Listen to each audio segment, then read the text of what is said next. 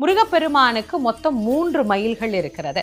உலகத்தை வலம் வருவதற்காக பிரணவத்தை மயிலாக்கி பிரணவ மயிலோடு உலகத்தை வலம் வந்தார். அதுதான் முதல் மயில். அதற்கு மந்திர மயில் அப்படின்னு பேர். சூரனை சம்ஹாரம் செய்வதற்கு புறப்பட்ட போது தேவேந்திரன் மயிலாக இருந்து முருகனை சுமந்தார். அது தேவமயில் அப்படின்னு பேரு. அசுரனை சம்ஹாரம் பண்ணின பிறகு சூரன் சேவலாகவும் மயிலாகவும் மாறி முருகப்பெருமானை தாங்கி கொண்டார். அந்த மயிலுக்கு அசுரமயில் அப்படின்னு பேரு. ஆக 3 மயில்ல ஏறி வரக்கூடியவர் முருகன். இது எல்லாத்துக்கும் மேல நம்முடைய மனதை முருகன் ஏறுவதற்கு தகுதியான மயிலாக நாம் மாற்றிக்கொண்டால் நம் மனத்தின் மீதும் அவன் எழுந்தருளி நமக்கு அருள் புரிவார். அதனால்தான் அருணகிரிநாதர் சொன்னார், ஏறுவதற்கு தகுதி உடைய மயிலாக என்னுடைய மனத்தை நீ மாற்றித் தருக, அதில் நீ விளையாடி அருளுக அப்படின்னு முருகப்பெருமான் கிட்ட விண்ணப்பம் செய்கிறார்.